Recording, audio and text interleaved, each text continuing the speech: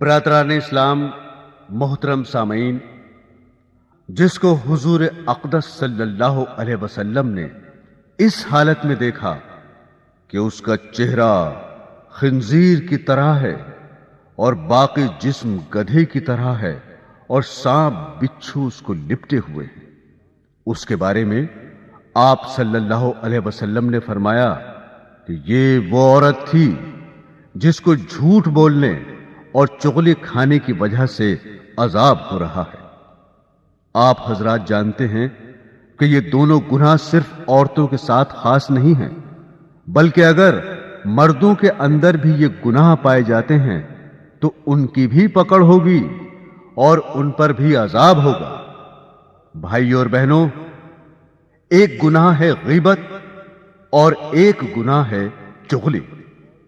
یہ دونوں گناہ حرام ہیں، دونوں سے بچنا بہت ضروری ہے، لیکن ان دونوں میں تھوڑا سا فرق ہے۔ غیبت اسے کہتے ہیں کہ کسی کے پیٹھ پیچھے اس کی اس طرح برائی کرنا کہ اگر اس کو معلوم ہو جائے تو وہ اس کو ناپسند کرے۔ مثلا کسی شخص میں کوئی عیب ہے، اب ہم دوسروں کو جا کر بتا رہے ہیں کہ فلاں شخص میں یہ عیب ہے، اس کا نام غیبت ہے۔ لیکن اگر ہم کسی شخص کی برائی اس کے پیٹھ پیچھے اس نیت سے کریں تاکہ دونوں میں لڑائی ہو، بدگمانی ہو اور نا اتفاقی پیدا ہو، اس کو چغلی کہتے ہیں۔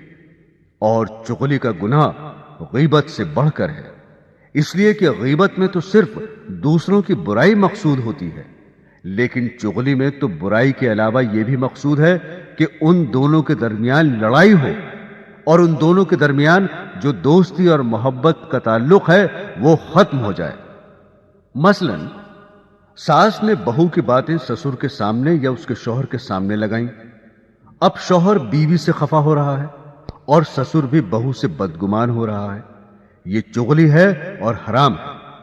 اور آج کل یہ مسئلہ عام ہے، ہر گھر کا مسئلہ ہے۔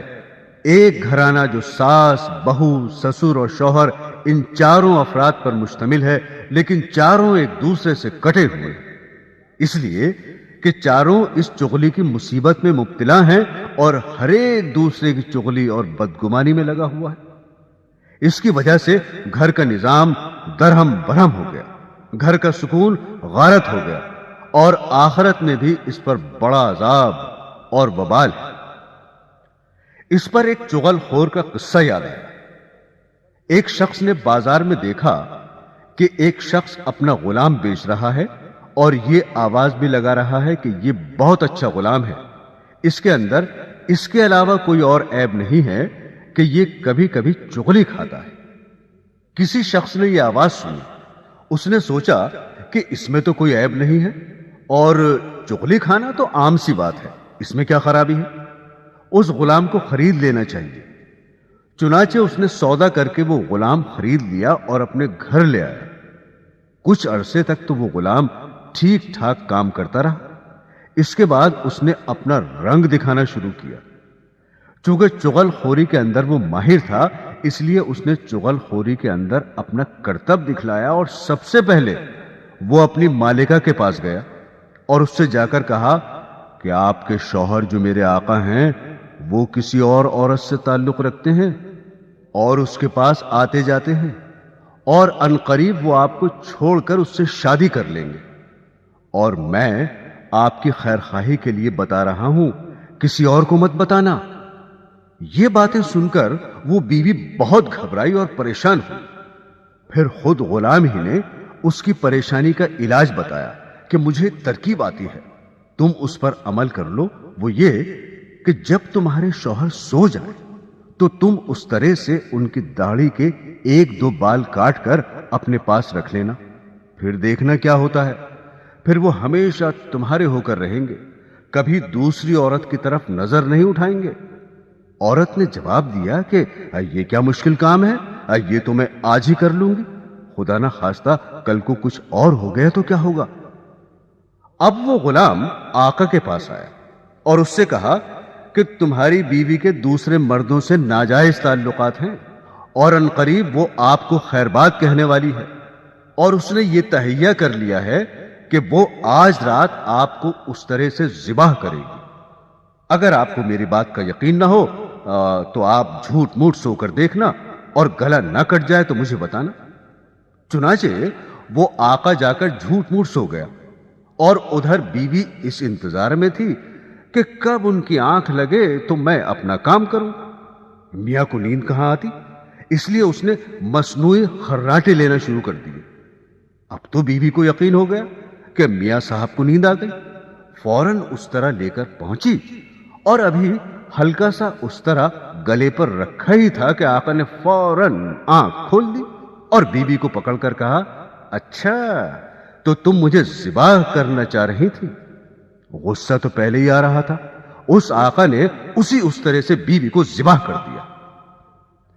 جب بیوی کے خاندان والوں کو پتا چلا کہ شوہر نے ہماری بیٹی کو ذبح کر دیا ہے، انہوں نے آ کر اس طرح سے شوہر کو پکڑ کر ذبح کر دیا۔ اب شوہر کے خاندان والے بھی آ گئے، اور دونوں خاندانوں میں خوب جھگڑا ہوا اور 20 لاشیں گر گئیں۔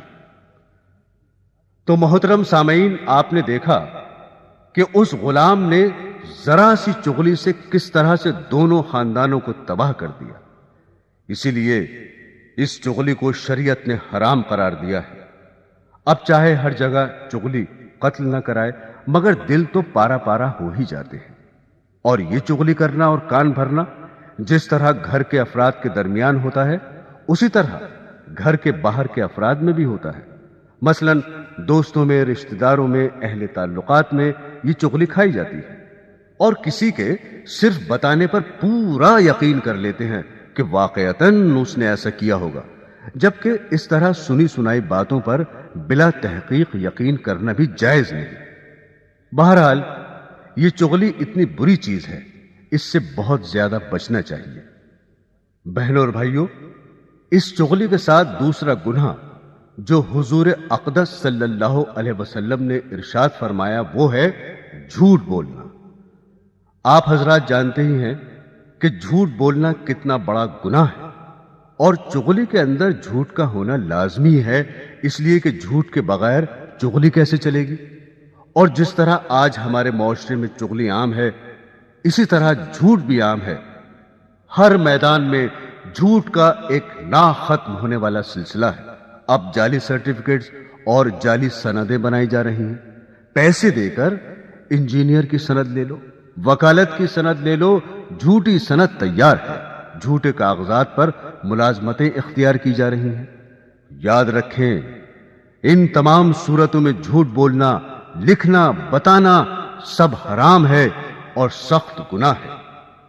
اسی لیے ایک حدیث میں حضور اقدس صلی اللہ علیہ وسلم نے ارشاد فرمایا کہ 3 آدمی ایسے ہیں کہ اللہ تعالیٰ ان کی طرف قیامت کے روز رحمت کی نظر نہیں فرمائیں گے، نہ ان سے بات کریں گے اور نہ ان کا تزکیہ فرمائیں گے، اور ان کے لیے دردناک عذاب ہے۔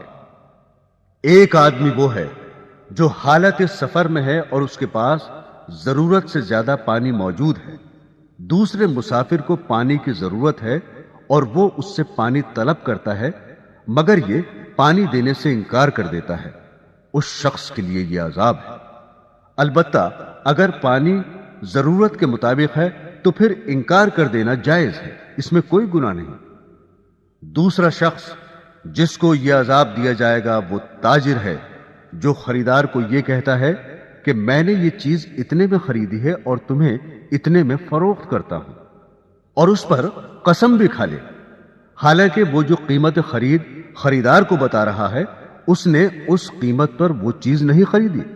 مثلا وہ تاجر کہتا ہے کہ میں نے یہ چیز 1000 روپے میں خریدی ہے اور تمہیں 1200 روپے میں فروخت کرتا ہوں، اور 1000 میں خریدنے پر قسم بھی کھا لیتا ہے، مگر اس نے وہ چیز 800 میں خریدی ہے، اور قسم کھانے کی وجہ سے خریدار مطمئن ہو گیا اور اس نے مطمئن ہو کر 1200 روپے میں وہ چیز خرید لی۔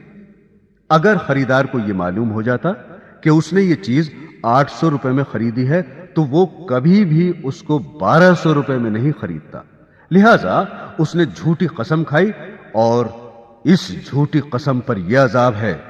جو حضور اقدس صلی اللہ علیہ وسلم نے بیان فرمایا۔